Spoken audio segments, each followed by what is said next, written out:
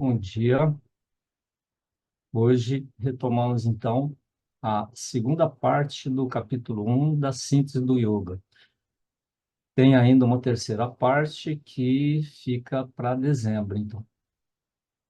Vamos já começando compartilhando a tela.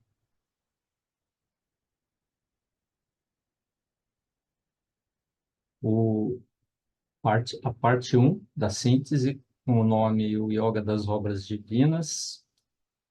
O capítulo 2, a autoconsagração.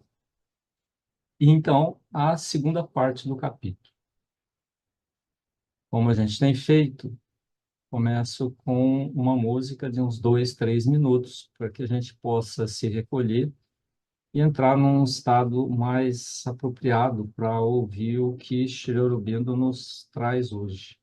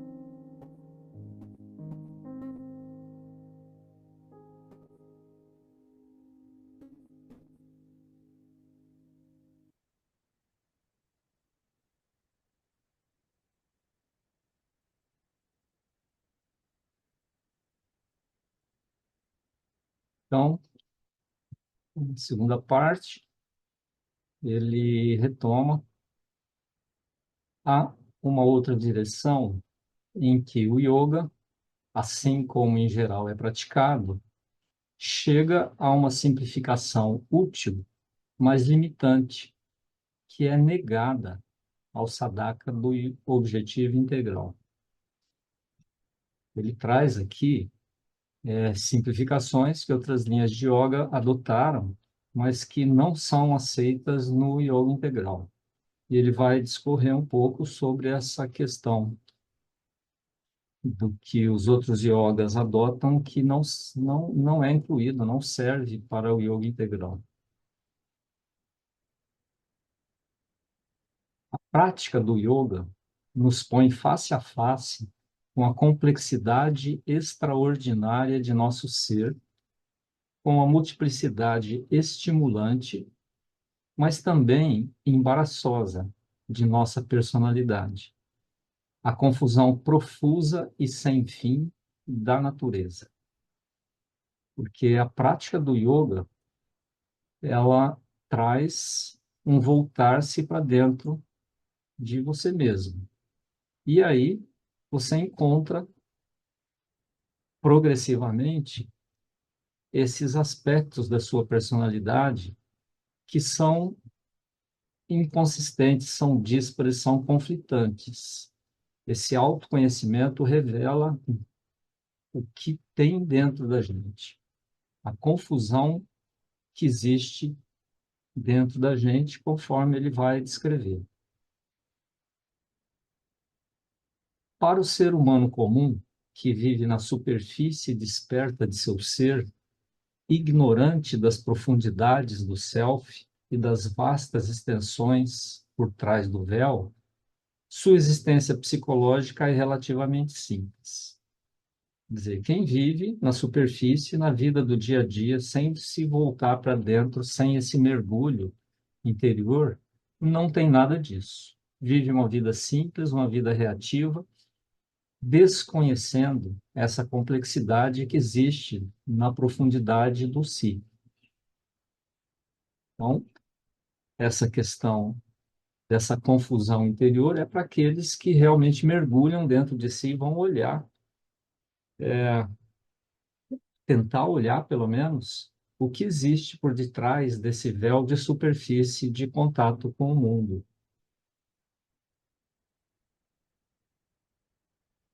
Uma pequena, mas vociferante trupe de desejos. Um conjunto enorme, ou pequeno, ou enorme, de desejos que ficam pressionando para serem atendidos. Algumas exigências intelectuais e estéticas imperiosas. Interessante que ele fala exigência imperiosa. Não é uma preferência intelectual, não é uma preferência estética, mas são aquelas preferências que elas são enfáticas, exigentes, imperiosas, das quais a gente não abre mão. Exigências intelectuais, estéticas e imperiosas, além das simples preferências. Algumas predileções, algumas coisas que a gente gosta mais, algumas coisas que a gente gosta menos, algumas coisas que nos atraem mais, algumas coisas que nos repelem, algumas ideias dirigentes ou proeminentes em meio a uma grande corrente de pensamento desconectados ou mal ligados e, na maioria, triviais. Quer dizer, esse mar de pensamentos que invade nossa mente a todo momento, algumas dessas ideias elas são mais proeminentes. Algumas dessas ideias, desses pensamentos, eles influenciam mais a nossa ação. São ideias dirigentes, ideias que nos conduzem. Mas isso está no meio de uma quantidade, de uma massa enorme de pensamentos confusos, desconectados, triviais. Certo número de necessidades vitais, mais ou menos imperativas. Nosso ser vital tem necessidades, mais ou menos imperativas. Alternância entre saúde e doença física. Uma dispersão e sucessão inconsequente de alegrias e dores, no decorrer com a nossa vida. Isso acontece, às vezes alegre, às vezes com dor, triste, às vezes sofrendo, às vezes não sofrendo. Perturbações frequentes e vicissitudes menores. Tudo isso nos invadindo, nos moldando, acontecendo a todo momento. E quem mergulha para dentro de si começa a perceber isso com mais clareza. Quem está na superfície, isso acontece e passa assim, sem muita pressão, vamos dizer assim. E mais raramente, buscas intensas e grandes convulsões da mente ou do corpo. Para algumas poucas pessoas, há esse impulso de uma busca intensa ou de algum movimento muito forte, que ele chama convulsão, né? Alguma coisa que fica em ebulição dentro da gente, seja na mente, seja no corpo. Esse é o estado de coisas que quem mergulha profundamente dentro de si mesmo começa a perceber com mais clareza toda essa multidão, essa multitude de coisas que acontecem e que às vezes passam um tanto, talvez não despercebida, mas sem grande importância.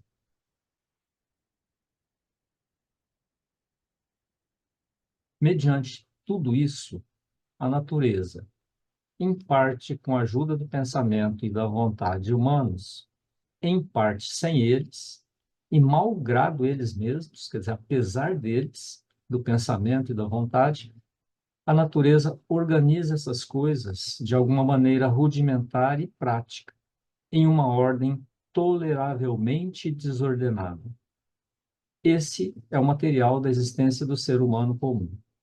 Toda essa confusão, toda essa quantidade de coisas que nos puxam para lá, para cá, que nos puxam para cima ou para baixo, a todo momento, isso é o material do ser humano comum.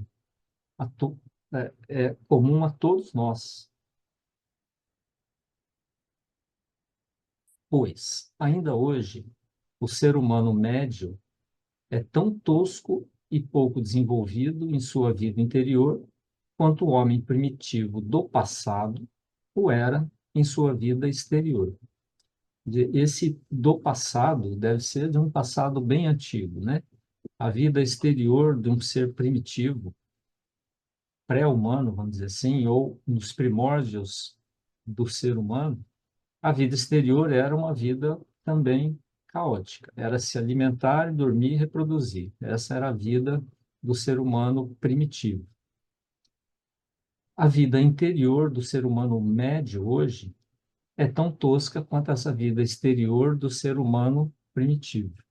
Quer dizer, alguma coisa ainda que exige um desenvolvimento muito grande, uma coisa muito crua, uma coisa muito confusa, que a natureza, com a mente ou não, ou apesar da mente, organiza de uma forma tolerável, mas desordenada, e a gente vai vivendo do jeito que dá. Com todas as distorções, os desequilíbrios, que às vezes precisam até de um auxílio profissional, né? Mas, na maioria, no ser humano médio, consegue levar a vida no meio dessa confusão.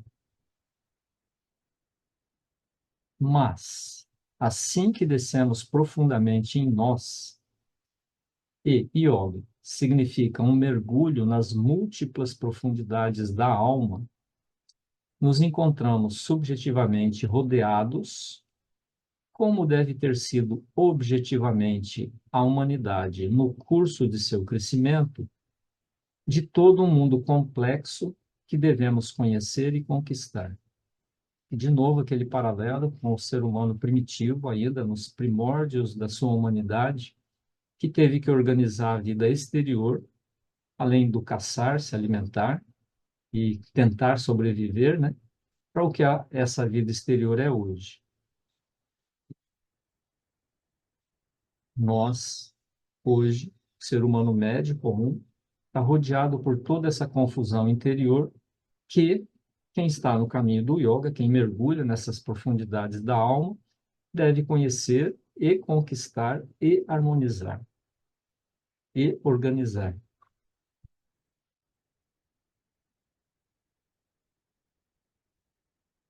A descoberta mais desconcertante é ver que cada parte de nós, o intelecto, a vontade, a mente sensorial, o self de desejo ou self nervoso, o coração, o corpo, tem, por assim dizer, sua individualidade própria, complexa e uma formação natural independente do resto.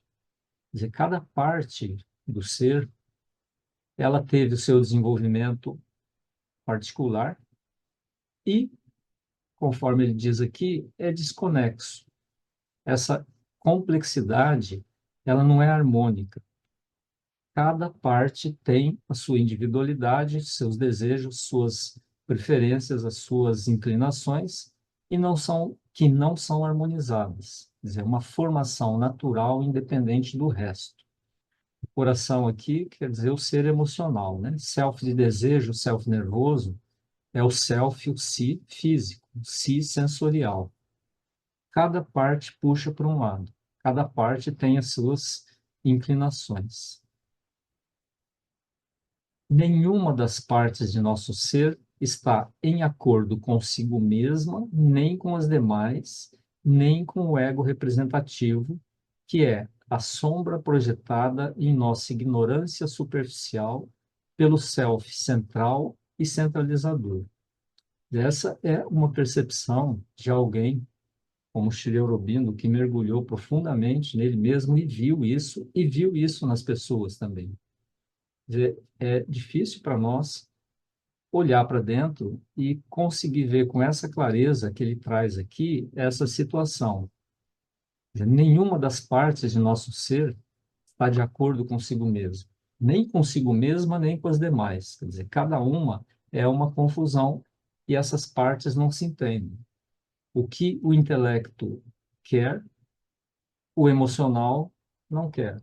Ou vice-versa. O que o emocional quer, ou é inclinado, o intelecto diz não, não é por aí.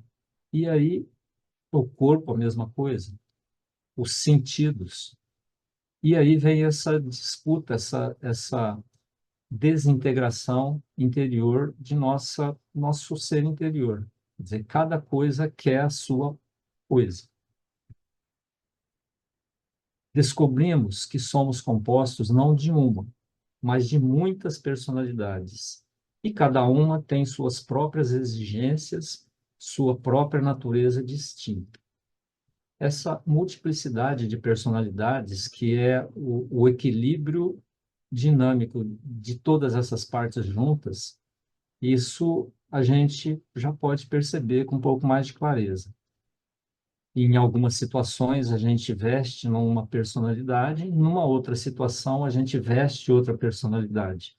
Por exemplo, na situação de trabalho, você tem uma personalidade de trabalho, no lazer, em casa, você tem uma outra personalidade. Em algumas situações, essa personalidade, essa diferença de personalidade pode ser sutil, mas existem diferenças.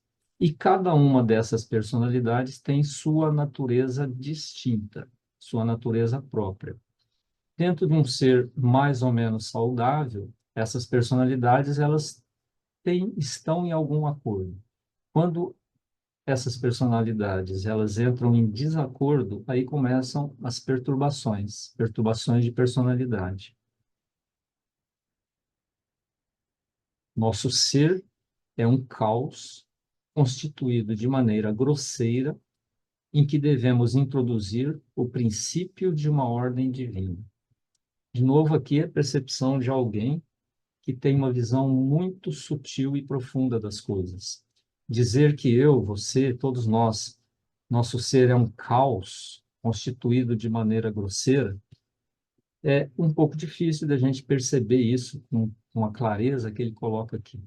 Agora, o que ele está trazendo é que no caminho do yoga, no caminho de uma busca por uma perfeição, mais exatamente do yoga integral, uma busca por uma perfeição integral, é necessário introduzir uma ordem divina nesse caos interior. Descobrimos, além disso, que tanto no interior como no exterior não estamos sós no mundo. Isso é uma experiência comum. Da forma como ele está colocando por enquanto, isso é fácil de perceber. Quer dizer, no mundo exterior, a gente está rodeado de pessoas, de seres em geral, e no mundo interior também. A presença desses seres no mundo interior, no nosso mundo interior, é perceptível. Mas o que ele está trazendo aqui é algo mais. Quer dizer, o separatismo acirrado de nosso ego não é nada mais que uma forte imposição e um engano.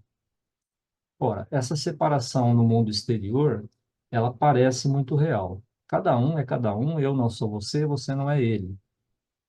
Então parece que isso é bem real, mas no mundo interior é um pouco mais sutil. Quer dizer, é uma imposição e um engano. Não existimos por nós mesmos.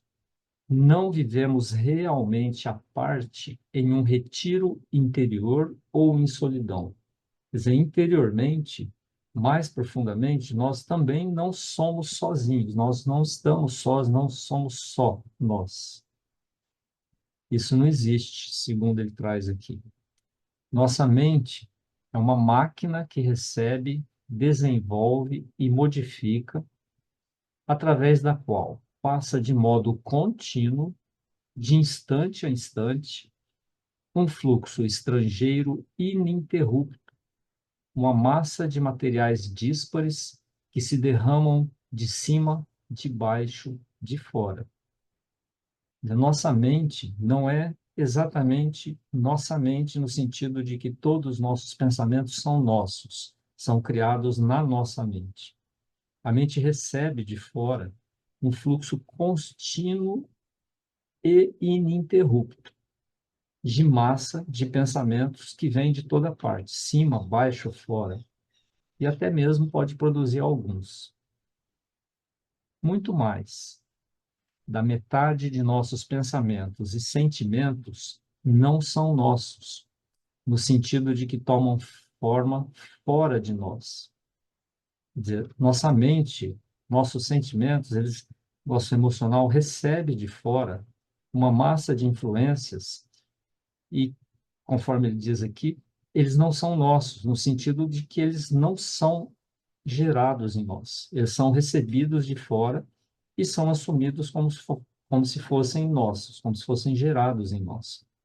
Quer dizer, a influência do ambiente na nossa mente, o ambiente mental, do plano mental na nossa mente, é enorme. Na verdade, bem poucas coisas, pode-se dizer, têm origem em nossa natureza. Então, é como se a gente fosse um receptor de rádio que recebe, ou televisão, que recebe a todo tempo mensagens e que entram em nossa mente e nós achamos que foram produzidas por nós mesmos. E na maioria deles, como ele diz, são coisas que vieram de fora e foram assumidas por essa mente. Grande parte de nossos movimentos interiores vem de outros ou do ambiente, sob forma de matéria bruta ou de importações manufaturadas, sob forma de uma mensagem bruta ou uma coisa já pronta, jamais moldada, jamais organizada. Mas provém muito mais da natureza universal aqui, ou de outros mundos, de outros planos e seus seres, de seus poderes e de suas influências, pois estamos cercados de todos os lados por outros planos de consciência, os planos da mente, os planos da vida, os planos da matéria sutil, que alimentam nossa vida e ação aqui, ou, ao contrário, se alimentam delas, as pressionam, dominam, utilizam para manifestar suas formas e suas forças. Essa é uma afirmação, assim, bem significativa, né? É uma coisa que a gente aceita ou não aceita, mas que uma percepção sutil, como a de Shri Aurobindo, viu isso percebeu isso.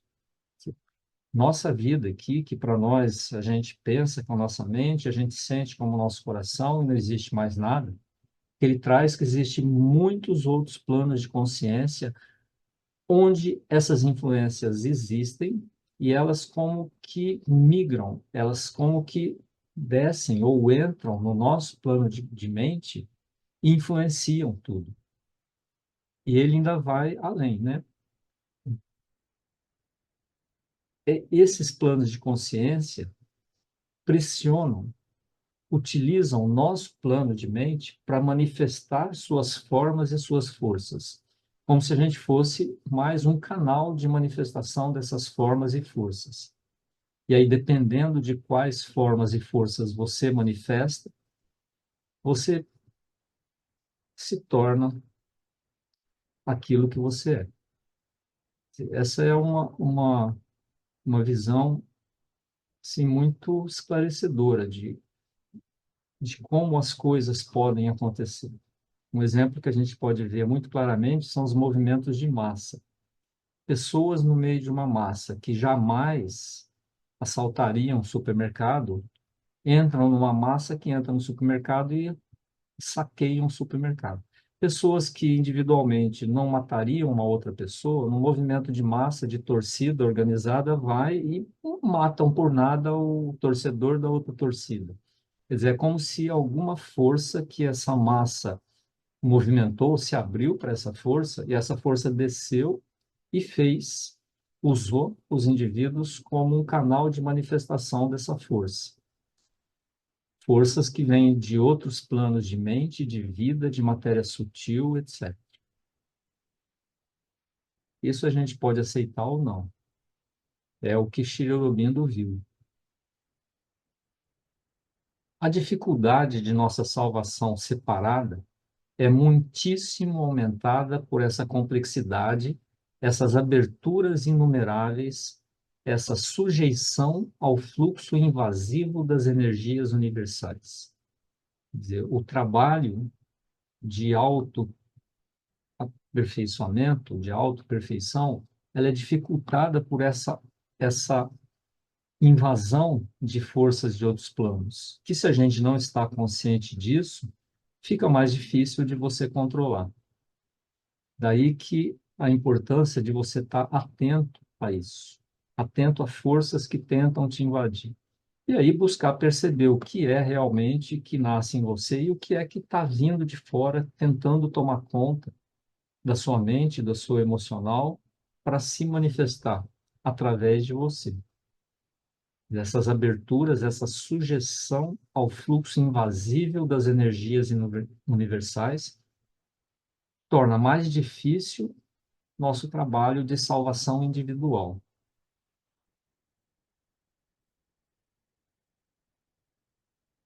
Devemos levar em consideração tudo isso, lidar com tudo isso, conhecer a substância secreta de nossa natureza, os movimentos que a constituem e que dela resultam, e criar em tudo isso um centro divino, uma harmonia verdadeira, uma ordem luminosa. Então, aqui está uma saída, está a solução. Você está consciente, tentar se tornar consciente de tudo isso, quando você se volta para dentro, começar a perceber essas coisas, esses acontecimentos, e buscar criar um centro divino que vai trazer uma harmonia para todos esses movimentos, como uma autodefesa para essa invasão, uma ordem luminosa para esse caos interior que existe na humanidade do momento. Nos caminhos usuais de yoga, o método usado para lidar com esses materiais conflitantes é direto e simples. Aí ele vai retornar ao que ele falou no início do capítulo. Os caminhos usuais do yoga usam estratégias que não são permitidas no yoga integral. Porque o yoga integral busca uma harmonia integral, um desenvolvimento integral do ser. Agora, diante dessa dificuldade, diante desse contexto que ele acabou de colocar, primeiro, dessa desarmonia interior, dessa incongruência interior de todas as nossas partes. Segundo, essas invasões de fora que tentam tomar conta do nosso mental, do nosso vital, do nosso emocional. Os caminhos usuais do yoga para lidar com isso usaram um método direto e simples. Escolhemos, isso nos caminhos usuais de yoga, escolhemos uma ou outra das principais forças psicológicas em nós e fazemos dela o meio único para alcançar o divino. O resto é aquietado até a inércia ou deixamos morrer de inanição em sua pequenez. Então, quer dizer, toda essa multiplicidade de partes que a gente tem, escolhe-se uma para se concentrar, para alcançar esse estágio divino, e o resto é abafado, é aquietado, é como que anulado, e deixando morrer de inanição em sua pequenez. Essa é a linha de alguns caminhos de yoga, ou dos caminhos de yoga antigo. Assim, o Bhakta, o emocional, o caminho da emoção, apodera-se das forças emocionais do ser e das atividades intensas do coração e concentra-se no amor a Deus, reunido em uma ponta única como uma língua de fogo. Então, o yoga da devoção concentra-se no coração. O resto é ignorado. Aqui ele está trazendo o caminho puro, né? A proposta pura, que na prática, em geral, se alia a outras propostas, mas o Bhakta Yoga puro, antigo, original, concentrava-se só nas atividades do coração, o resto era deixado de lado. O Bhakta, então, é indiferente às atividades do pensamento, deixa para trás as importunações da razão, não dá importância alguma à sede mental de conhecimento. Deixa a mente como que anulada, vai desenvolver só as emoções do coração. A mente é esquecida. O único conhecimento que ele precisa é sua fé e as inspirações que se avolumam em seu coração em comunhão com o divino. E nesse caminho ele alcança essa comunhão com o divino pelo coração, mas o resto é deixado do jeito que está, né? É anulado, é abafado.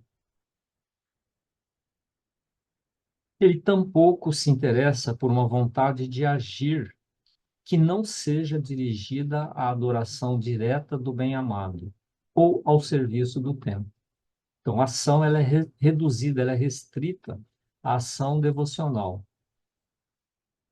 não à ação no mundo mundano, vamos dizer assim, no mundo cotidiano. Depois, o homem do conhecimento confina-se por uma escolha deliberada na força e nas atividades do pensamento discriminativo e encontra sua liberação no esforço de interiorização e quietude da mente. Aqui o Jnana Yoga, o yoga do conhecimento. Quer dizer, por uma escolha deliberada, ele vai focar no pensamento discriminativo, e busca uma interiorização e uma quietude da mente. O resto fica de lado. Concentra-se na ideia do self e consegue, por um discernimento interior sutil, distinguir sua presença silenciosa por trás das atividades obscurantes da natureza. E, mediante a ideia perceptiva, chega à experiência espiritual concreta. O yoga do conhecimento vai buscar esse silenciar da mente, esse discernimento sutil, até que possa distinguir essa presença silenciosa que observa as atividades da natureza. E aí chega a uma experiência espiritual concreta, apenas pelo pensamento, sem a devoção, sem a ação. É indiferente ao jogo das emoções, surdo ao apelo faminto da paixão, fechado para as atividades da vida. Quanto mais abençoado ele for, mais rápido elas se irão e o deixarão livre, imóvel e mudo, o eterno não ativo. É o ser que entra em samadhi e fica lá em samadhi, desconectado do mundo de ação e do mundo de emoção. O corpo é seu obstáculo. As funções vitais são seus inimigos. Se suas exigências puderem ser reduzidas ao mínimo, isso será de grande boa fortuna. Óbvio que todo mundo precisa de um corpo para se manter vivo aqui nesse plano. E esse corpo precisa de uma função vital. O corpo vivo tem função vital. Então, essas exigências, se elas puderem ser reduzidas ao mínimo, quer dizer, o suficiente para manter esse corpo vivo e saudável, isso vai ser de grande e boa fortuna, vai ajudar muito no caminho do Jnana Yoga, o yoga do conhecimento.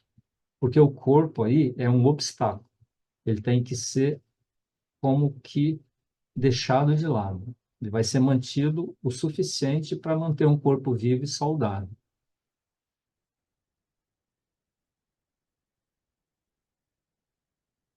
As dificuldades sem fim que vêm do mundo em torno são afastadas, construindo-se contra elas a defesa sólida de uma solidão física externa e espiritual interna. Todas as dificuldades que ele citou atrás, e mais aquelas que existem ao se viver a vida no mundo, a vida prática cotidiana do ser humano médio, vamos dizer assim, isso aí ele consegue, entre aspas, né, superar construindo uma defesa sólida através de uma solidão física e espiritual. Física em relação ao mundo exterior, espiritual em relação ao mundo interior, onde busca-se unicamente essa união com esse self maior.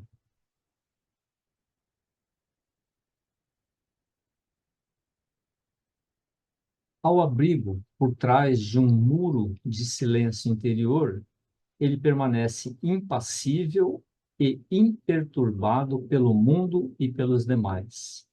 É a figura clássica do yogi sentado em meditação, em samadhi, e só. Quer dizer, do yogi que não age no mundo, não interage com as pessoas, ele simplesmente está ali em êxtase. Ele alcançou o divino, ele alcançou essa união, alcançou o objetivo dele, mas ao custo de perder o mundo, como disse Sri Aurobindo. Ele se desligou do mundo, seja do mundo exterior físico, ou do mundo interior, ou do mundo com contato com as pessoas, mas alcançou o seu objetivo. Estar só consigo mesmo, ou só com o divino, caminhar à parte com Deus e seus fiéis, entrincheirar-se no esforço da mente voltada exclusivamente para o self, ou na paixão exclusiva do coração pelo divino, é a tendência desses yogas. Que ele fala as linhas clássicas de yoga, né? Tendência dos yogas, então, é utilizar um dos aspectos da personalidade, focar nesse aspecto, fazer uma hipertrofia desse aspecto, por assim dizer, e uma atrofia de todos os demais, para que você consiga alcançar os objetivos. Essa é a tendência desses yogas, no estado puro deles, né? Na proposta pura. A gente vê hoje, pelo menos, que na prática é difícil você encontrar um yoga puro desses. As coisas são meio misturadas.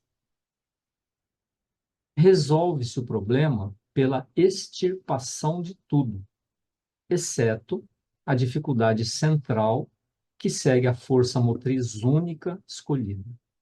Então, escolhe-se o pensamento e o resto é extirpado, é anulado, é suprimido. Ou escolhe-se a força da emoção e o resto também é extirpado, é suprimido. No meio dos apelos contraditórios de nossa natureza, o princípio de uma concentração exclusiva vem soberanamente nos socorrer. No meio daquela confusão que ele descreveu no início de hoje, não é no início do capítulo, né, mas no início dessa parte de hoje, descreveu a confusão interior, o conflito interior que nós somos, nós percebemos quando começamos a se voltar para essa vida interior.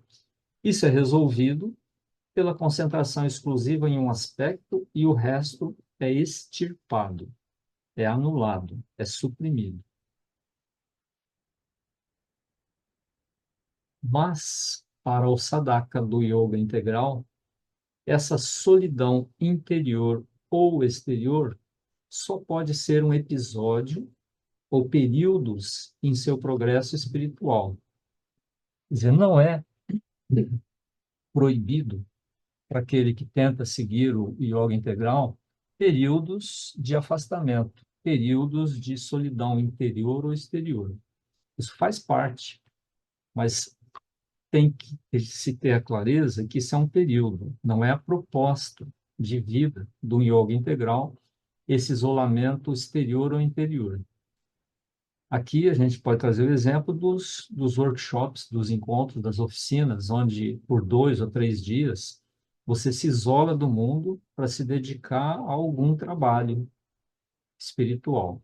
Mas depois você volta para o mundo. Essa é a ideia. É válido, pode ser importante, pode ser até mesmo necessário alguns momentos de retiro, mas não é a proposta. Ao aceitar a vida, ele deve carregar não só seu próprio fardo, mas também uma grande parte do fardo do mundo ao mesmo tempo, que se acrescenta à sua carga já bastante pesada. A gente vivendo no mundo do dia a dia, do trabalho, das interações sociais e etc., é muito mais difícil que se você se retirasse para a montanha, para um lugar isolado e fosse lá praticar o seu desenvolvimento espiritual. Quer dizer, você como que recebe também todas essas influências do mundo que você tem que lidar. Você tem que ficar atento a isso, atento a todas as influências que tentam te invadir. E tem que lidar com isso. Você recebe também grande parte do fardo do mundo e aquele mundo que não está nem se preocupando, nem preocupado, nem interessado nessas coisas, nessa busca interior. Por conseguinte, seu yoga, bem mais que os outros, assemelha-se a uma batalha. Se você está realmente imbuído na intenção, no intento de desenvolver esse yoga que Sri Aurobindo propõe, isso é realmente mais difícil e é uma batalha. E muita gente desiste no caminho, de tamanha a dimensão da dificuldade de você estar no mundo, interagir com o mundo e ainda conseguir se manter equilibrado, íntegro e fiel ao seu caminho. Mas essa não é apenas uma batalha individual. Essa é uma guerra coletiva desencadeada em um país intenso. Quando você como que se afasta do mundo, como nos outros yogas, isso se torna uma batalha individual. Quando você se busca o caminho do yoga integral, o yoga desenvolvido na vida comum, no dia a dia, essa é uma guerra coletiva. E ela acontece nesse país imenso, nesse meio de vida onde a gente está inserido. Ele deve não apenas conquistar em si mesmo as forças egoísticas da falsidade da desordem, mas também vencê-las enquanto representativas das mesmas forças adversas e inexauríveis no mundo. Quer dizer, não apenas lidar com os próprios problemas, com os próprios ego, com o próprio ego, com a própria manifestação ou de falsidade ou de desordem, mas enfrentar isso no mundo. As forças adversas que estão no mundo, se você está no mundo interagindo com o mundo, isso vai tentar te alcançar também. Então, exige assim um empenho, né? Uma consagração, como é o nome do capítulo, uma dedicação e uma fé enorme. Senão você abandona o caminho. Esse caráter representativo dessas forças do mundo lhes dá uma capacidade de resistência bem mais obstinada, um direito quase ilimitado à recorrência. Claro, mesmo se você vencer um pouco dessas forças egoísticas que existem em você, você vai estar lidando com isso no mundo o tempo todo. E essa recorrência desse enfrentamento é quase ilimitado. Isso vai acontecer porque o mundo, grande parte do mundo onde você interage, não está nesse caminho de busca de desenvolvimento. Então, isso vai ser o seu trabalho do dia a dia, a vida inteira. Muitas vezes, Sadaka perceberá que, mesmo depois de ter vencido com persistência sua própria batalha pessoal, ele deverá vencê-la outras e outras vezes em uma guerra que parece interminável, porque sua existência interior já está tão ampliada que não só contém seu próprio ser, com suas experiências e necessidades bem definidas, mas está em solidariedade com o ser dos outros, porque em si mesmo ele contém o universo. É aquela questão, mesmo se você já resolveu algumas questões em você, você vai se defrontar com essas questões em outros. E essas questões em outros são suas próprias questões, por causa dessa solidariedade, por causa dessa sensação de unidade ampliada. Então, isso é uma batalha, como ele diz, interminável, parece interminável, uma guerra que parece interminável, mesmo depois de você já ter suficientemente harmonizado isso em você, porque isso vai aparecer em outros. Então, ele coloca aqui o grau de dificuldade, mas para depois trazer o grau de fé, o grau de insistência, de resolução que você tem que ter para seguir nesse caminho.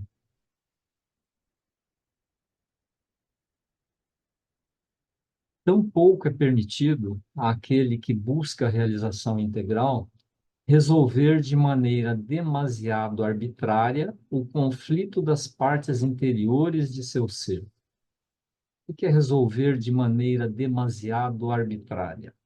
Quando você tem um conflito interior, você simplesmente, sem maior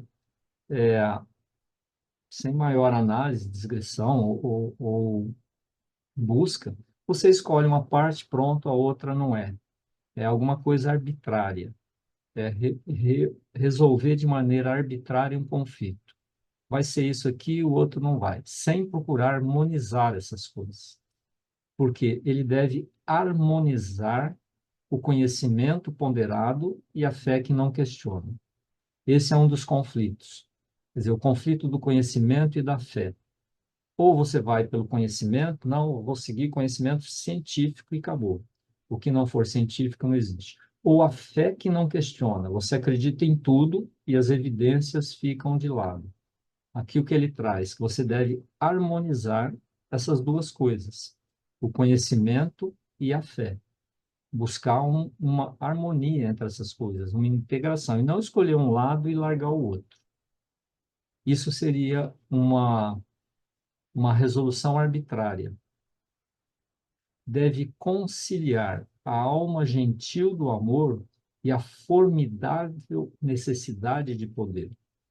Ou você é muito amoroso e tudo pode, tudo é bonito, ou essa necessidade de poder, de mandar, de dominar. Isso deve ser conciliado, o amor com o poder, conciliado e harmonizado, como eu disse antes. a passividade da alma que vive satisfeita na calma transcendente deve fundir-se com a atividade do auxiliar divino e do guerreiro de Deus. Quer dizer, esses dois extremos, a calma transcendente, a calma de uma meditação e a ação de um guerreiro divino que vai para a batalha. Quer dizer, são dois extremos, né? Aqui, a gente pode trazer os quatro, como ele fala na parte 4, aspectos psicológicos do self, né? Que é o Brahmani, o conhecimento, a iluminação, o Kshastra, que é o guerreiro, guerreiro divino, o comerciante da troca, troca incluindo emocional, e o do serviço, serviço divino. As quatro coisas devem estar ativas. Não você escolher uma só e deixar as outras de lado. Isso seria arbitrário, que ele está trazendo. A ele, como a todos aqueles que buscam o espírito, apresentam-se para serem solucionadas as oposições da razão, o domínio tenaz dos sentidos, as perturbações do coração, as emboscadas dos desejos e o entrave do corpo físico. Quer dizer, aqueles que buscam o espírito, não é porque você decidiu, que você é atraído por essa busca desse eu mais profundo, que isso vai deixar de existir.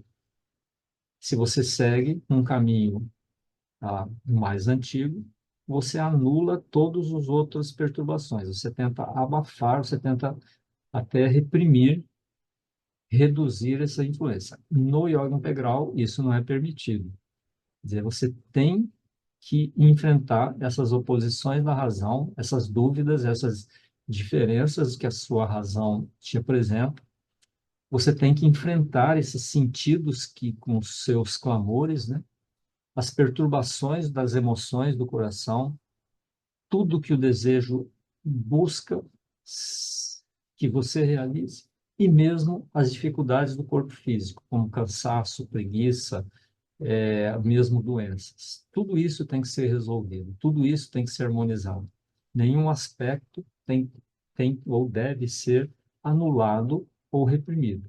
Tudo isso, na proposta do yoga integral, deve ser harmonizado. Mas é de outro modo que ele deve lidar com seus mútuos conflitos internos e suas oposições ao seu objetivo, pois o sadhaka do yoga integral deve chegar a uma perfeição infinitamente mais difícil ao lidar com todo esse material rebelde. Esse de outro modo que ele está dizendo, outro modo em relação aos yogas anteriores, que simplesmente anulam as partes que não fazem parte do eixo de busca escolhido. Aqui, o, o aspirante, vamos dizer assim, deve tratar, deve lidar com todos esses conflitos, com todas essas oposições e buscar uma harmonia, uma perfeição muito mais difícil do que simplesmente anular todas essas partes.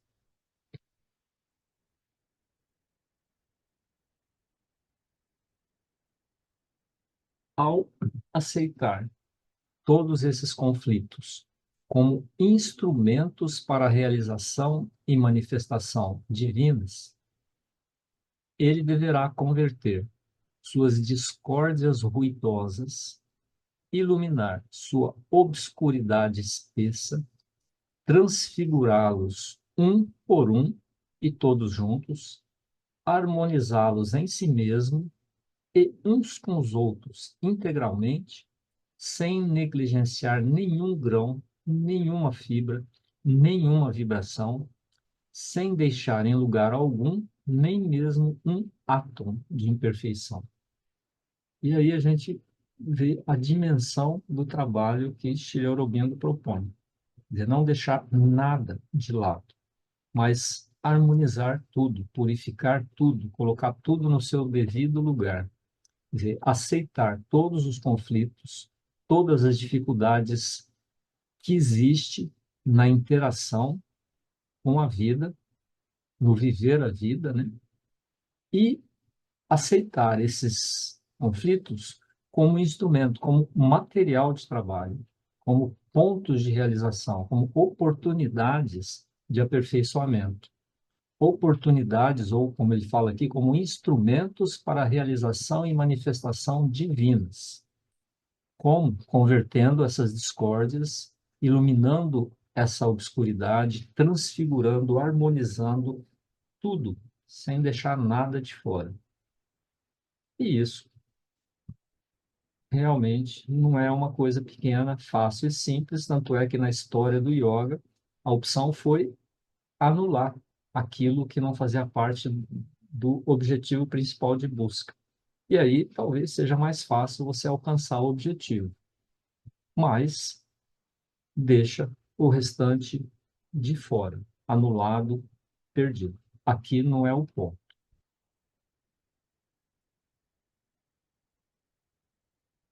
Agora, o contraponto.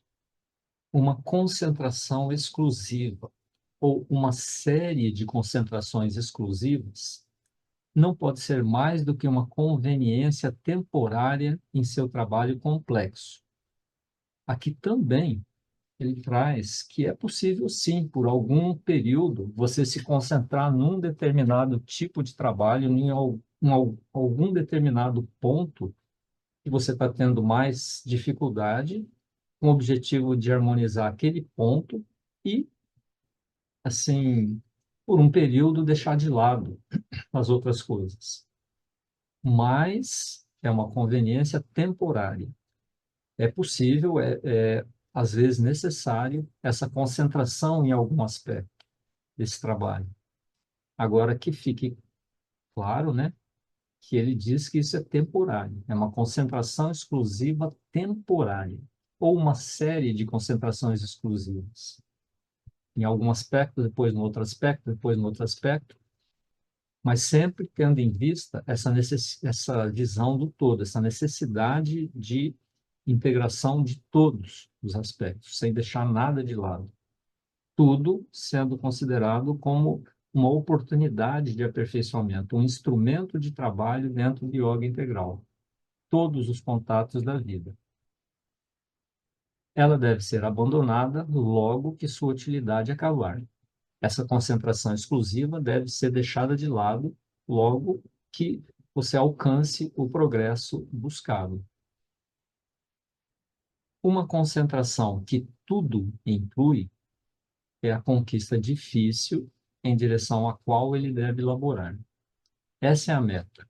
Você se concentrar no trabalho de todos os aspectos da vida, todos os contatos. Concentração é, na verdade, a condição primeira de qualquer yoga, mas uma concentração aberta a tudo é a própria natureza do yoga integral. Quer dizer, parece uma contradição, uma concentração aberta a tudo.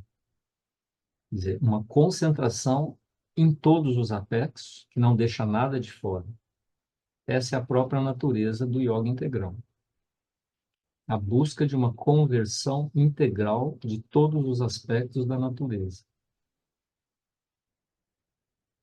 Fixar em separado e com força o pensamento, as emoções ou a vontade em uma única ideia, objeto, estado, movimento interior ou princípio é, sem dúvida, uma necessidade frequente aqui também, mas é apenas um processo subsidiário e útil.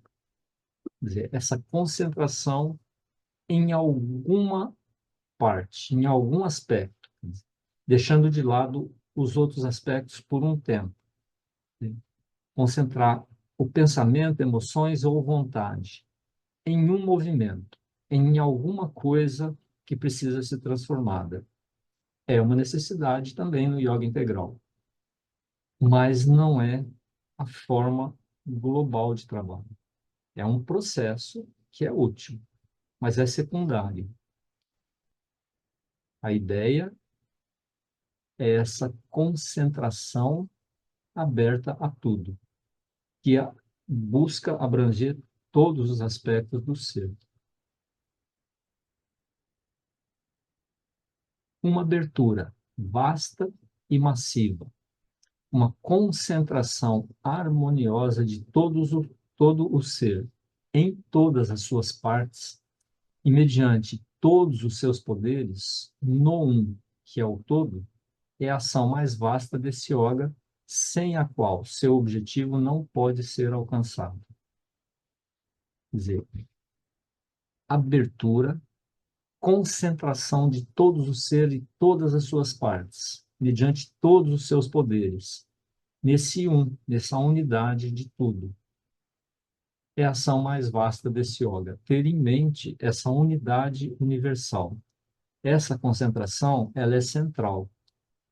Primeiro, essa abertura a esse um que é o todo.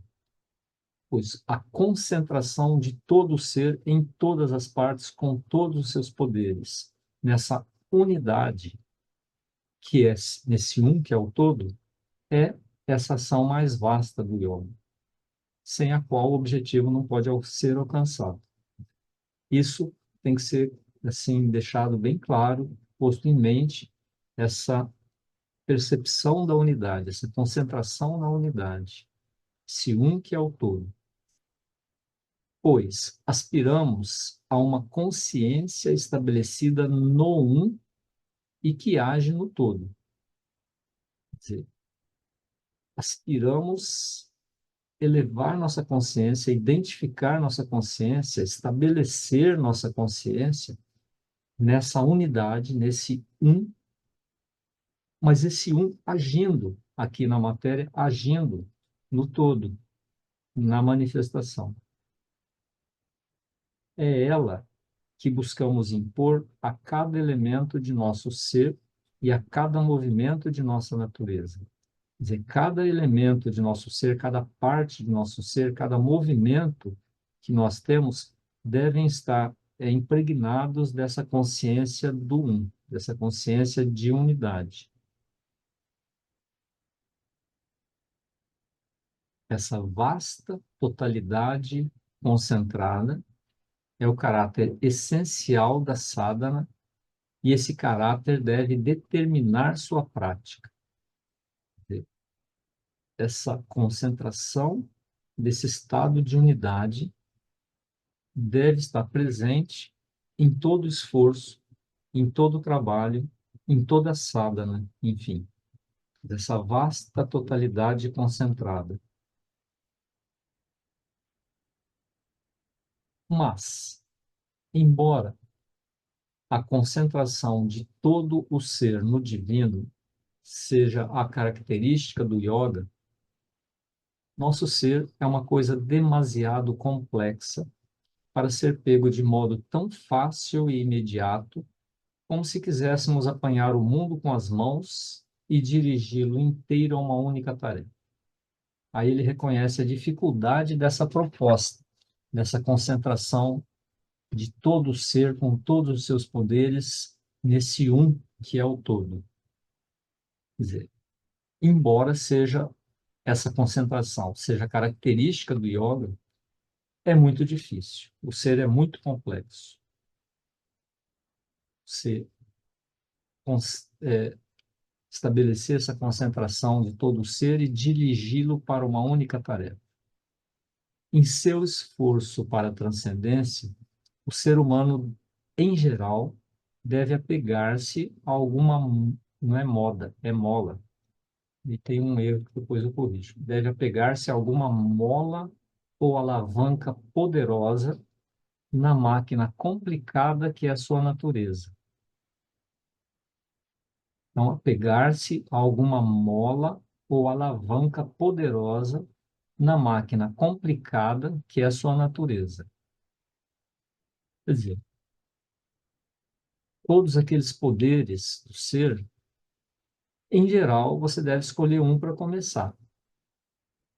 Ele recorre a essa mola ou a essa alavanca, de preferência a outras, e serve-se dela para pôr a máquina em movimento na direção que ele tem em vista. Então, ele volta aqui a reconhecer que esse movimento integral, global, de todo ser, é muito difícil.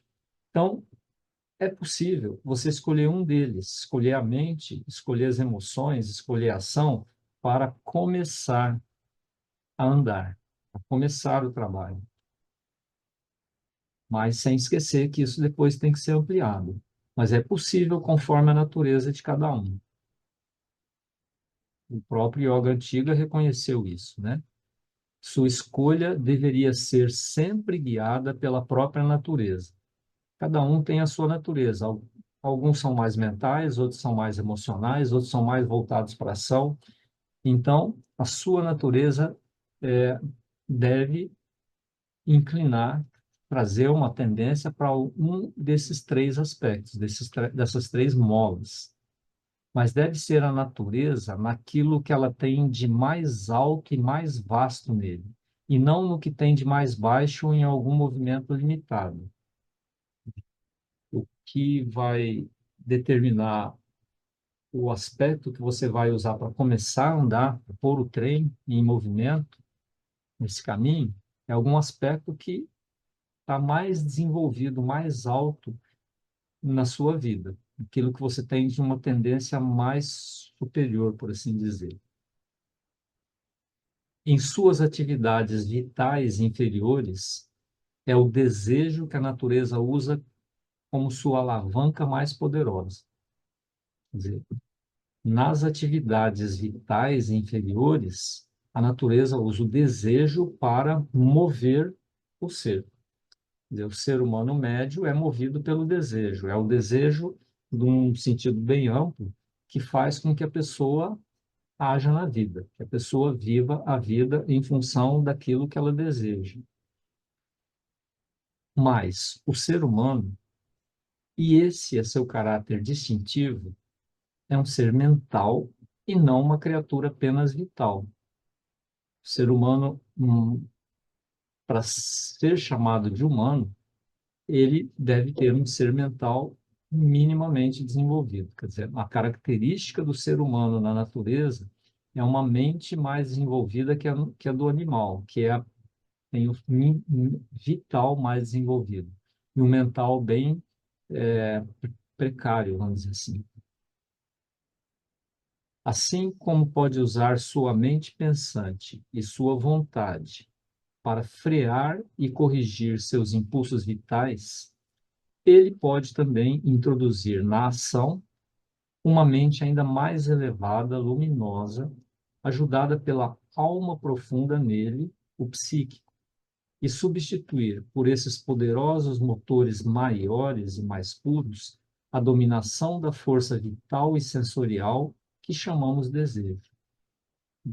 Embora o ser humano tenha um mental desenvolvido, o vital, na maior parte, ainda conduz o mental. O vital aí entendendo as emoções também, né? O vital sensorial e o vital emocional. Uma boa parte dos seres humanos é esse princípio que conduz a mente, faz com que a mente escolha o que fazer. Conduz a ação da mente é o vital e o sensorial. Agora, o que ele está trazendo aqui é que nessa busca existe algo mais elevado e mais profundo, uma mente mais luminosa e uma alma mais profunda, que é o psíquico, que são mais poderosos que a mente. E esse psíquico, ou essa mente luminosa, deveriam conduzir a mente intelectual. Da mesma forma que a mente intelectual, ela deveria, né, ou pode, corrigir essa força vital e sensorial. Ela pode como que controlar a força vital e sensorial. Esse psíquico e mente luminosa deveriam conduzir a mente intelectual. Ele pode dominar inteiramente o desejo ou persuadi-lo a oferecer a seu mestre divino para que ele o transforme. Quer dizer, esse psíquico conduzindo a mente, pode conduzir o vital a ser transformado ou ser oferecido. Essa mentalidade superior e essa alma profunda, esse elemento psíquico no ser humano, são os dois ganchos com os quais o divino pode apoderar-se da natureza humana. E aqui, nessa parte, ele traz que não é só o psíquico, então, que é o caminho. Fala que essa mentalidade superior, essa mente iluminada e que é mais alta, e o psíquico, que é o mais profundo, são os dois ganchos pelos quais o divino pode conduzir a natureza humana, pode apoderar-se da natureza humana. E isso aqui a gente lembra o processo central do yoga integral, que fala desses dois princípios também. A mente humana superior não é a razão ou a inteligência lógica. É algo mais elevado, mais puro, mais vasto, mais poderoso. É como assim uma emanação da supramente chegando, tocando as partes mais elevadas da mente. Isso cria uma mente iluminada. Quer dizer, não é a inteligência lógica, não é a razão. É algo acima da inteligência lógica e da razão, da discriminação. O animal é um ser vital e sensorial. O ser humano diz, a gente poderia traduzir, né, para o português para dizem, no popular, dizem que o ser humano distingue-se do animal porque possui a razão. A diferença do ser humano e do animal é que o ser humano tem uma razão mais desenvolvida. O animal também tem uma razão, mas é uma razão mais primitiva. O animal vive pelo vital, o ser humano deveria viver pela razão. Mas essa é uma explicação muito breve, imperfeita e enganadora da questão. Como assim? Pois a razão é apenas uma atividade particular e limitada, utilitária, uma faculdade instrumental que procede de algo muito maior que ela mesma, de um poder que habita em um éter mais luminoso e mais vasto, ilimitado. A razão é a manifestação de alguma coisa que vem acima dela e que pressionou a mente utilitária, a mente pragmática, que desenvolveu uma razão acima da mente pragmática. A importância verdadeira e última de nossa inteligência, que observa, interroga, raciocina e julga, por oposição à sua importância imediata e intermediária, é preparar o ser humano para receber corretamente e deixar agir corretamente uma luz maiúscula do alto, que de maneira progressiva deve substituir nele a obscura luz do baixo que guia o animal. O animal, é guiado pelos instintos e por uma mente, uma razão primitiva, mas que essa razão primitiva e esse vital guiam o animal. O ser humano é guiado hoje por essa inteligência, por esse princípio que observa, interroga, raciocina, julga, discriminação, a Buddha. Agora, a importância dela é preparar, abrir o caminho para que essa luz mais alta desça de maneira progressiva e substitua essa luz mais baixa da razão. O animal também tem uma razão rudimentar. Quer dizer, o animal não é só um ser vital, tem um raciocínio, tem um pensamento rudimentar, uma espécie de pensamento, uma alma, uma vontade e emoções intensas. Esse é a forma do pensamento de um animal, um dito animal. Sua psicologia, embora menos desenvolvida, é do mesmo gênero que a do ser humano. Quer dizer, os animais, mamíferos que sejam, os pássaros, seja o que for, têm uma psicologia do mesmo gênero que a do ser humano, mas é menos desenvolvida, é mais precária. Tem uma razão também, mas é menos desenvolvida, é rudimentar, é mais precária. O ser humano tem uma razão, um pouco mais desenvolvida. Mas no animal, todas essas capacidades são movidas de maneira automática e são estritamente limitadas, e mesmo quase constituídas pelo ser nervoso inferior. Quer dizer, a capacidade de razão, de compreensão, de sentimento do animal seria do mesmo gênero que o do ser humano, mas muito limitada, muito mais reduzida. O ser humano, isso se expandiu, se desenvolveu.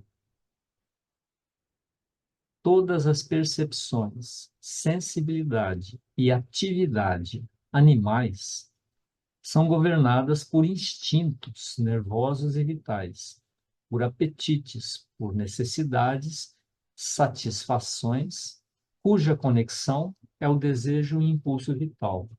Quer dizer, o animal é um ser vital, embora tenha razão, embora tenha emoção, é uma razão e emoção vitalizadas, por assim dizer, conduzidas pelo impulso vital.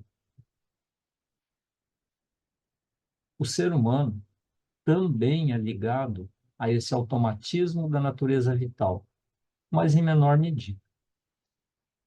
E aí, dentro do ser humano, da humanidade, a gente encontra todos os níveis de desenvolvimento. Ele pode trazer uma vontade esclarecida, um pensamento esclarecido e emoções esclarecidas ao trabalho difícil de seu desenvolvimento. O homem, como diz um discípulo de Aurobindo, é um ser em transição. É uma transição do animal para algo acima do humano. A evolução não terminou. Então, o ser humano também é ligado ao automatismo da natureza vital, que é a característica do animal, embora numa medida menor. E tem a possibilidade de trazer essa vontade, pensamento e emoções esclarecidas, de trazer luz a isso. Ele pode cada vez mais submeter a função inferior do desejo a esses guias mais conscientes e mais reflexivos. Cada vez mais trazer mais luz a esses movimentos de pensamento e emoções que são conduzidas pelo vital numa menor medida que os animais. Aí está a transição da mente para essa mente de luz que está acima da mente intelectual, da Buda, da compreensão, discriminação. À medida que domina e aclara, assim, seu self inferior, ele se torna um ser humano e deixa de ser um animal. Quer dizer, dá uma colocação de o que seria um ser humano em oposição a um animal, porque o ser humano é um animal. É um animal em desenvolvimento, um pouco mais desenvolvido que o animal que a gente chama animal. Mas o que torna um ser humano humano é essa clareza, essa, essa luz que ajuda a conduzir o vital, a dominar esse vital, ajuda a controlar esse vital, a esclarecer, não é? Seria um controle esclarecido, não um controle puro e simplesmente um controle, mas um controle esclarecido. Quando pode começar a substituir por completo o desejo por um pensamento, uma visão e uma vontade ainda maiores, iluminados, em contato com o infinito, sujeitos de maneira consciente a uma vontade mais divina que a sua e ligados a um conhecimento mais universal e transcendente, ele começou sua ascensão em direção ao supra-homem. Esse é o próximo passo, então. Quando ele conseguiu começar a substituir por completo, quer dizer, esse desejo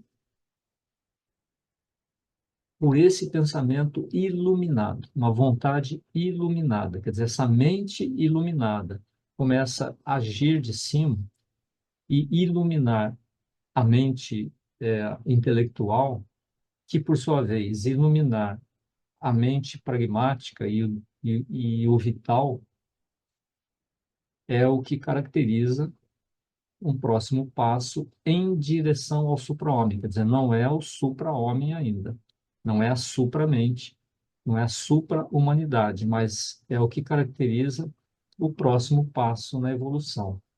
Dessa mente iluminada descendo no princípio mais alto já desenvolvido, estabelecido no ser humano, que é o intelecto, né? A buddhi, a mente, a discriminação. Esse intelecto passa a ser um intelecto iluminado, uma luz, uma clareza ainda mais alta, mais elevada do que o intelecto é hoje, que é o princípio mais desenvolvido na humanidade hoje. Aí sim, pode-se dizer que ele começou a ascensão em direção ao supra-homem. Tem muito caminho ainda para andar, né? Mas é o que caracteriza esse movimento. Eleva-se em direção ao divino. É o próximo passo da humanidade. É, então, na mente superior, no pensamento, na luz e na vontade mentais mais elevados, ou no coração interior das emoções e dos sentimentos mais profundos, que devemos primeiro centrar nossa consciência em um dos dois, ou, se formos capazes, em ambos ao mesmo tempo, e fazer disso nossa alavanca, que elevará nossa natureza inteira em direção ao divino. Então, aqui, nesse parágrafo, depois ele desenvolve isso naquela carta que a gente já apresentou no início do ciclo, lá, uns 4, 5 anos atrás, que a carta foi dado o título de Processo Central do Yoga Integral, que é essa concentração no alto, nessa luz, vontade mentais mais elevados, ou no fundo do coração, no psíquico, no coração interior das emoções e dos sentimentos mais profundos, que é o que está em contato mais próximo com o psíquico, não é o psíquico ainda, né?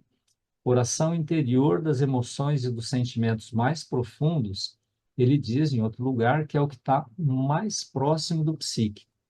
É aquilo que a gente conhece, que a gente pode identificar e que pode ser o caminho, a abertura para esse centro psíquico por detrás do coração das emoções. Esse é o caminho. E a concentração nessa mente superior, nesse pensamento mais elevado, que também é o caminho para buscar esse princípio mais alto de clareza na mente intelectual. São caminhos, não são o final do caminho. É de onde nós estamos hoje para aquilo que nós queremos chegar. É por ali. Então, são dois. E ele fala: você pode se concentrar em um deles, seja no caminho das emoções, seja no caminho dessa mente mais elevada, ou, se você for capaz, nos dois ao mesmo tempo. E tornar isso a alavanca que vai nos levar em direção, ou a natureza inteira em direção a esse divino. Isso vai trazer a clareza para o que é que você tem que fazer. A concentração de um pensamento, de uma vontade e de um coração esclarecidos, voltados em isso, para o único, vasto objetivo de nosso conhecimento, em direção à única luminosa fonte infinita de nossa ação, ao único objetivo imperecível de nossas emoções, é o ponto de partida do yoga.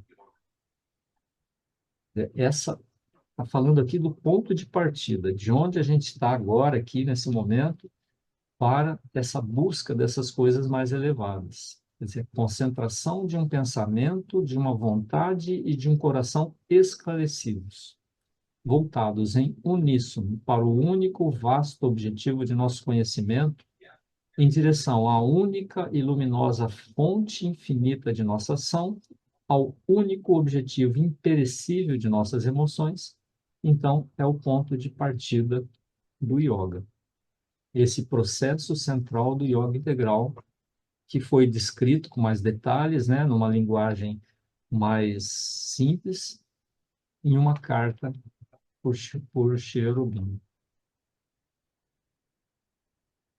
E o objeto de nossa busca deve ser a própria fonte da luz que cresce em nós. E nosso objetivo não é essa luz, é a fonte de onde vem essa luz. A própria origem da força que chamamos para mover nossos membros.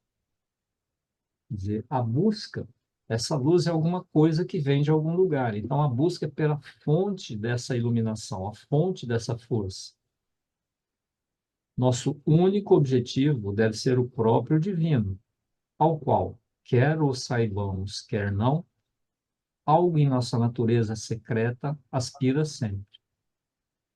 Então, quer dizer, essa fonte tem alguma coisa que na natureza, independente de a gente perceber isso ou não, que aspira por essa fonte divina.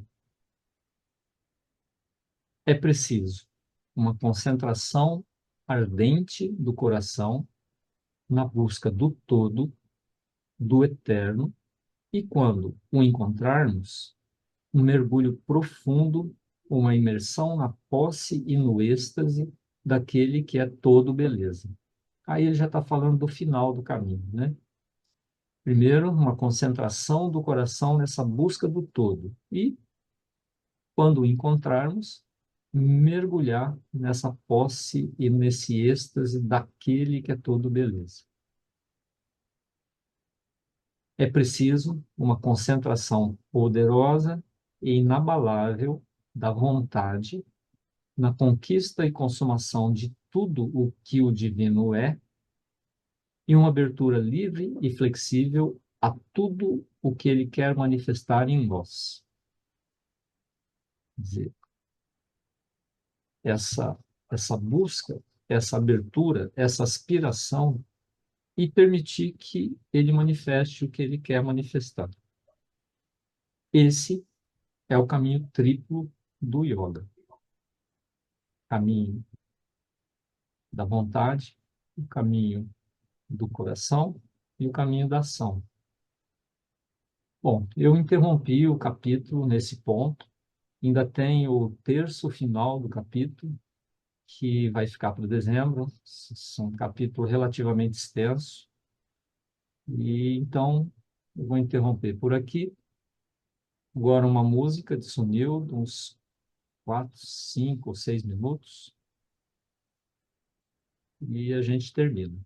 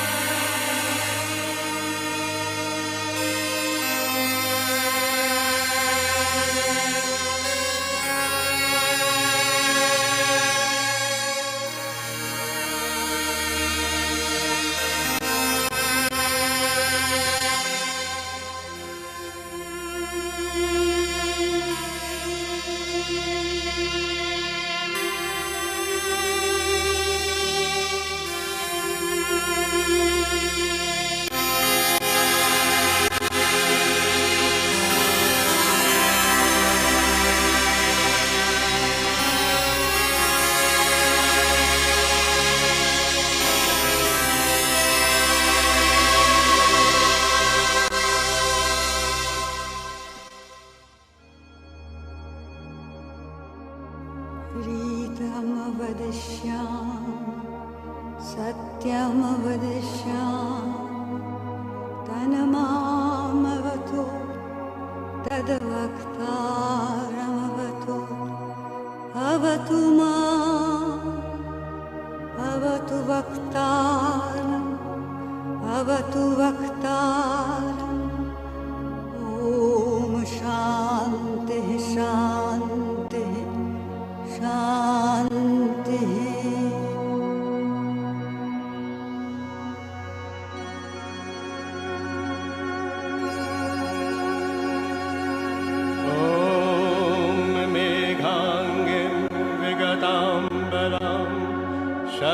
शवशिवादूढां त्रिनेत्रां परां वरणालम्बिं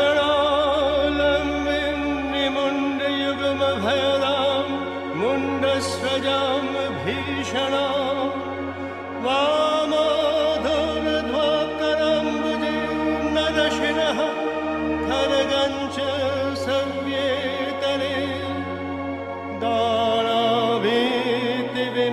दानाभीतिविमुक्तकृशनिचयां वन्दे सदा कालिकां वन्दे सदा कालिकाम् त्वं काली त्वं च तारा त्वमसि गिरिसुता सुन्दरी भैरवी त्वां दुर्गा छिन्नमस्ता त्वमसि च भुवना त्वं च लक्ष्मीः शिवा त्वमसि शरणमेका त्वमसि शरणमेका देवी दुर्गे प्रसीद देवी दुर्गे प्रसीद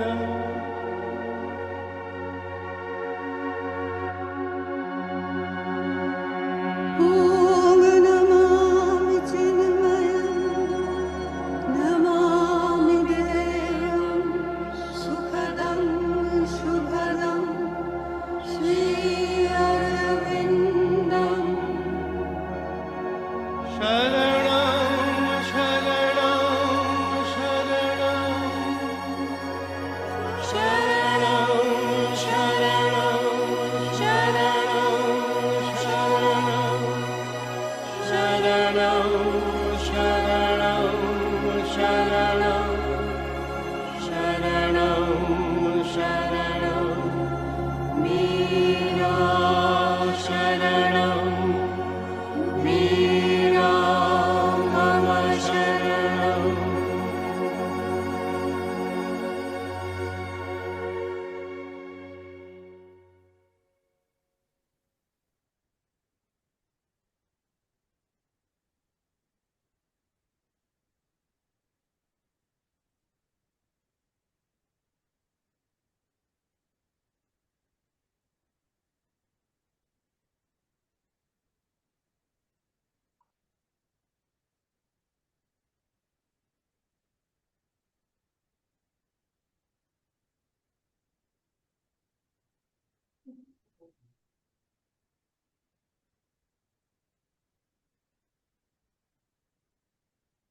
Bom, os microfones estão abertos,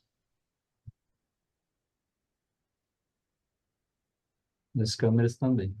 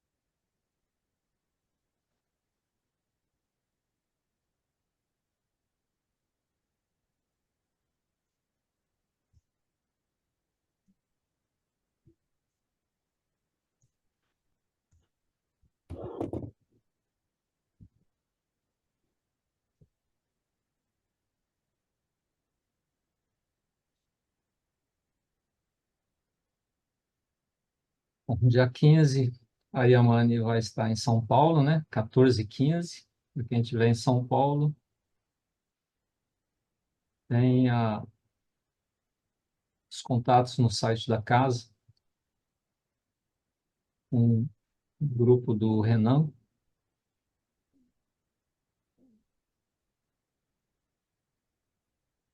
Depois, no final de novembro, em Brasília, né? 29 de novembro, em Brasília.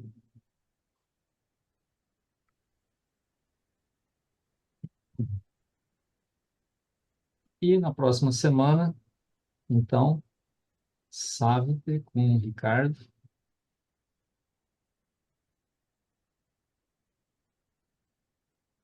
Podemos terminar, né? Sim. Deixa eu aproveitar que você falou em Brasília. Em Brasília serão 3 dias. No dia 29, ela estará no templo Mandirã, que é um templo budista que tem no Lago Norte. Vai ser no dia 29. No dia 30, ela estará na Unipaz, para um trabalho só na parte da manhã. No dia 29, sábado, é o dia todo. No dia 30, só na parte da manhã.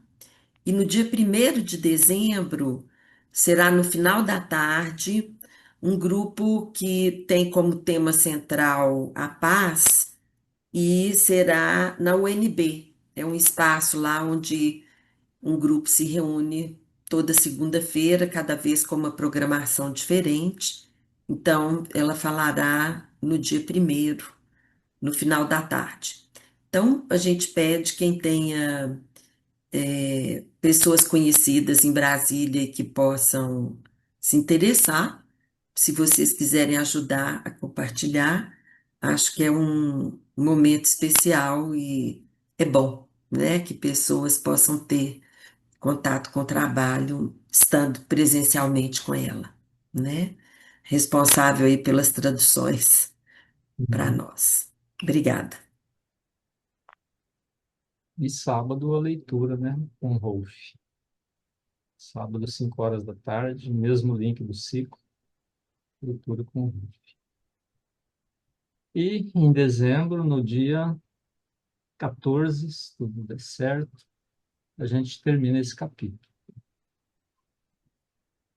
Senhora, vocês têm algum material já elaborado dessa programação de Brasília que a gente possa encaminhar? Tem. Eu tenho procurado mandar para você por e-mail. Mandei hoje esse que eu só recebi hoje a programação da Unipaz. Mandei para você por e-mail agora de manhã, Mas, tá? se for possível, uma programação como essa que você anunciou agora, de todas as atividades, não de uma por uma, Sei. Uhum. porque fica. Vou ver se eu consigo reunir isso, porque cada uma delas tem um link próprio para inscrição. Eu não sei se eu consigo tecnicamente fazer isso, mas vou procurar fazer isso porque fica mais fácil, né? Hein? Numa comunicação só, você põe Aham, os links, sim, sim. né? Farei o possível para Hoje conseguir. fica mais fácil para mandar Ok. do que ficar mandando de um em um. Picado, com certeza. Com certeza. Vou tentar fazê-lo. Tá bom? Obrigada.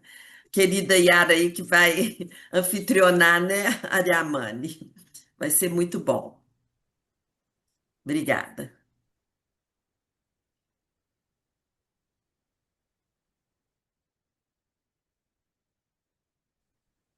Então, só lembrando que no próximo domingo, no ciclo, possivelmente haverá uma, uma homenagem especial por ocasião do dia 17, que cai numa segunda-feira, 17 de novembro,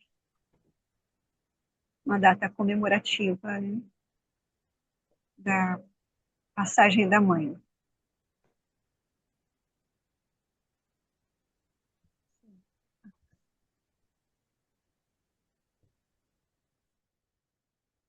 Bom, um bom domingo para todos.